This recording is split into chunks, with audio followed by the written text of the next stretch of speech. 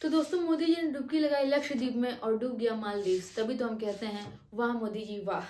इसके अलावा इंडिया में अभी तक 8,000 लोगों ने भारत मालदीव विवाद शुरू होने के बाद से अपने होटल की बुकिंग कैंसिल कर दी है और 3,500 के लगभग फ्लाइट्स कैंसिल हुई हैं। जो लोग बसों पे लटक लटक के भी जाते थे हरिद्वार घूमने, वो भी मौके का फायदा उठाते हुए फेसबुक पे पोस्ट कर रहे हैं मालदीव ट्रिप्स कैंसिल। और मालदीव्स की आबादी सिर्फ 5 लाख है, जबकि 10 लाख भारतीयों ने ट्विटर पे हैशटैग बॉयकॉट मालदीव को ट्रेंडिंग मिला दिया है। तो आप समझ सकते हैं मालदीव के साथ इस समय क्या सिचुएशन चल रही है भारत मालदीव विवाद के बाद। हम जानने की कोशिश करेंगे इस सारे कलेश की वजह कहाँ से शुरू हुई, क्यों हुई, क्या सारे रीजंस रहे हैं, क्या डिप्लोमेटिक रीजंस रहे हैं।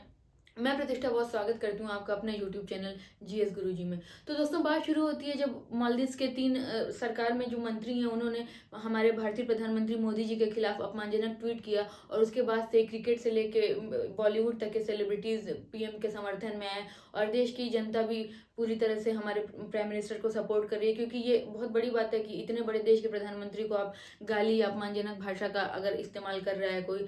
तो बात शुरू होती है कि इस समय जो मालदीव के प्रेसिडेंट है मोहम्मद मोइजू, तो मोहम्मद मोइजू जो है वो पीपल्स रिपब्लिक पार्टी के, हाल ही में इनकी सरकार बनी है नवंबर में। अच्छा, इनका जो इलेक्शन का पूरा कैंपेनिंग था वो इसी बेस पे एंटी इंडिया स्टैंड पे था। इनका जो कैंपेनिंग के समय से ही ये एंटी इंडिया स्टैंड, भारत विरोधी ये स्टैंड अपना लिए थे और इनका कहना था अगर हमारी सरकार आती है तो भारतीय सैनिकों को हम मालदीव से बाहर कर देंगे। अच्छा, ये क्यों ऐसा है इस पे भी हम थोड़ा सा बात करेंगे।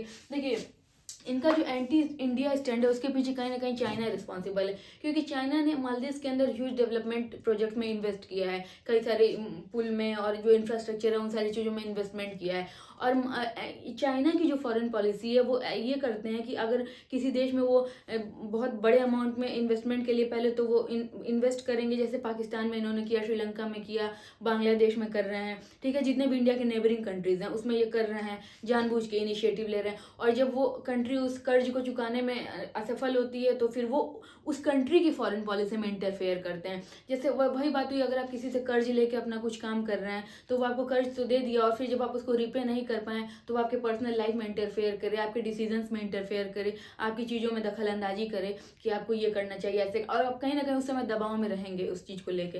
तो यही चाइना की जो है फॉरेन पॉलिसी है कि वो सैकड़ों करोड़ डॉलर का कर्ज दे रखा है मालदीव को और मालदीव उस कर्ज को चुकाने में असमर्थ है। तो कहीं ना कहीं चाइना के प्रेशर में ये जो एंटी इंडिया स्टैंड ये ले रहे हैं मोहम्मद मोइजू, इनकी पार्टी पीपल्स रिपब्लिक पार्टी। और जब उनको ये लग गया कि हम इस कर्ज को नहीं चुका सकते हैं तो फिर इंडिया से जो है अपने रिलेशन ये इस तरीके से कर रहे हैं चाइना को खुश करने, अपीजमेंट के लिए।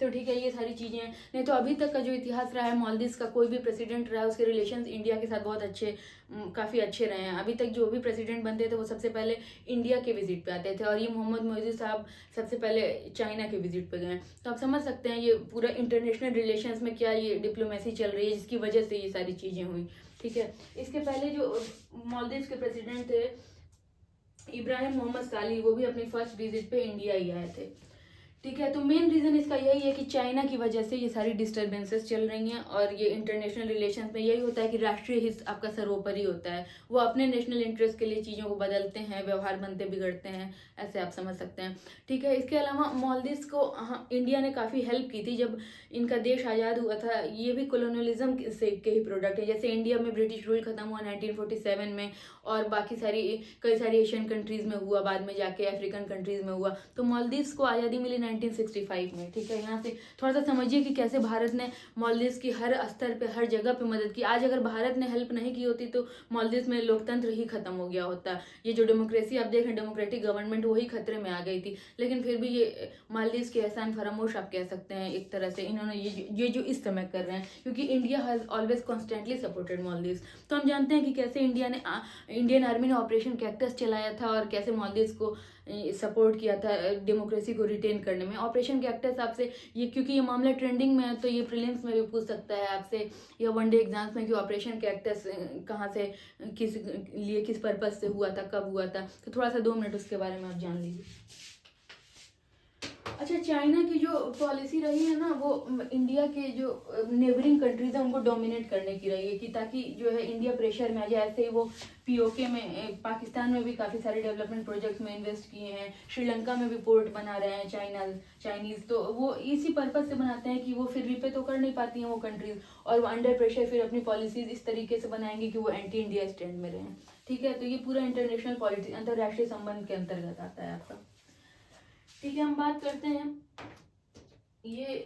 अच्छा, मैं आपको एक और बात बता दूं कि पिछले साल 2.5 लाख टूरिस्ट सिर्फ इंडिया से मालदीव्स में गए, और वहाँ के जितने भी डॉक्टर्स हैं, लॉयर्स, प्रोफेशनल्स हैं, उसमें भी बहुत ज़्यादा नंबर इंडियंस का है। तो आप समझ सकते हैं कि मालदीव्स ने पंगा तो ले लिया भारत से, लेकिन उसकी इकोनॉमी मेनली टूरिज्म पे डिपेंडेंट, और वो टूरिस्ट इंडिया से जाते हैं। तो ये बहुत बड़ा लॉस होगा इनके लिए, पोटेंशियल लॉस होगा ये अगर चीज़ें ऐसे ही रहती हैं। ठीक है, अब बात करते हैं कि जब 1965 में जो इनका देश आज़ाद होता है, ठीक है, 1965 में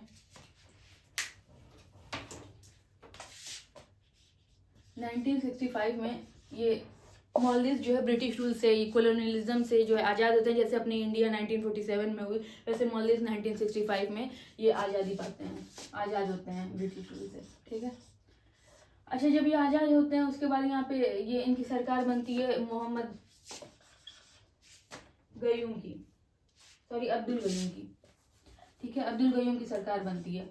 अब सरकार तो बन जाती है, लेकिन आपको पता है ना कि चीज़ें एक जैसे कांस्टेंट नहीं रहती हैं। तो एक समय आता है जब एक बिजनेसमैन रहते हैं, ये अब्दुल गयूम वहाँ की सरकार में आते हैं, सत्ता में आते हैं। उसके बाद एक बिजनेसमैन वहाँ के रहते हैं, अब्दुल्ला लतीफ़ी। ठीक है, जो बिजनेसमैन अब्दुल्ला लतीफ़ी रहते हैं, वो जो है तख्ता पलट करने की कोशिश करते हैं मालदीव के अंदर। तो ये भाई साहब अब्दुल्ला लतीफ़ी अब्दुल गयूम की सरकार को गिराने के लिए 1988 के आसपास उन्होंने जो है श्रीलंका का एक टेररिस्ट ऑर्गेनाइजेशन रहता है, उसका नाम मैं यहाँ लिख देती हूँ, प्लूटे। ठीक है, इसका फुल फॉर्म है पीपल्स लिबरेशन ऑर्गेनाइजेशन ऑफ तमिलम।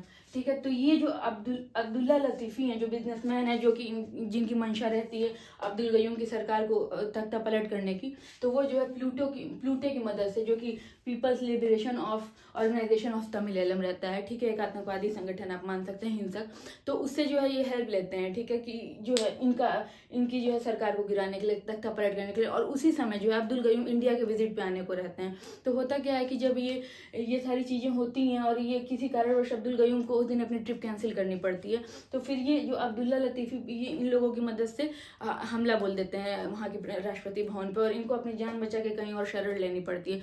तो उस समय क्या होता है कि जो अब्दुल गयूम काफ़ी क्राइसिस में आ जाते हैं, और वो कई सारे देशों से हेल्प मांगते हैं, चाइना से, पाकिस्तान से, श्रीलंका से, लेकिन कहीं से उनको हेल्प मिलती नहीं है। उस समय जो है ये ब्रिटेन के पास जाते हैं। अमेरिका हेल्प कर सकती थी, लेकिन वो काफ़ी स्ट्रेटेजिकली काफ़ी दूर थे। तो ये ब्रिटेन के पास जाते हैं। तो ब्रिटेन ने भी इनको सजेस्ट किया कि आप इंडिया से हेल्प लीजिए। तो उस समय इंडियन आर्मी 10 घंटों के अंदर अपने पैरामिलिट्री कमांडोज को भेजती है, और ऑपरेशन कैक्टस होता है मालदीव्स के अंदर इनकी डेमोक्रेसी को बचाने के लिए। अगर वो ऑपरेशन कैक्टस उस समय नहीं हुआ होता, तो ये जो है तानाशाही सरकार हो सकता है वहाँ पे आ जाती, और चीज़ें कितनी खराब होती, क्या होती। ठीक है, तो इस चीज़ को इनको हमेशा याद रखना चाहिए कि जो ऑपरेशन कैक्टस है वो इंडियन आर्मी द्वारा चलाया गया था, इंडियन पैरामिलिट्री कमांडोज ने चलाया था ऑपरेशन कैक्टस। ये बहुत इंपॉर्टेंट है, ये वन लाइनर के लिए भी आपका ये करंट का पूछ सकता है, क्योंकि ये मामला अभी चल रहा है हमारा। तो ठीक है, ऑपरेशन कैक्टस चलाया जाता है इंडियन आर्मी के द्वारा 1988 में। ईयर भी आप याद रखिएगा, ऑपरेशन कैक्टस 1988।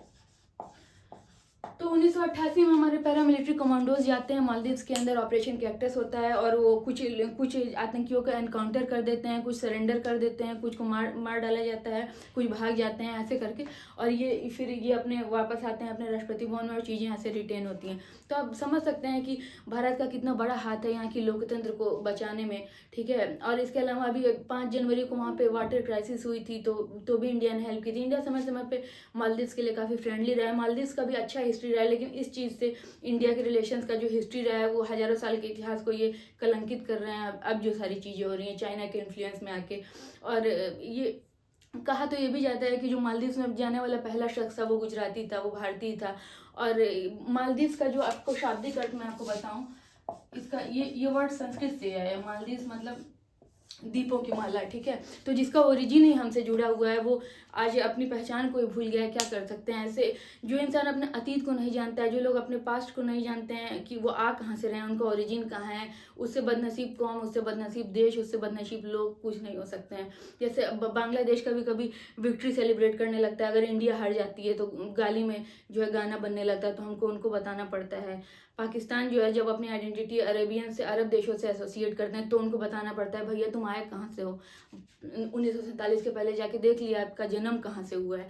तो ये सारी चीज़ें हैं, अपनी चीज़ों को समझना चाहिए, मालदीव्स को भी समझना चाहिए कि कभी भी क्राइसिस की सिचुएशन में इंडिया ने ही उसकी हेल्प की है।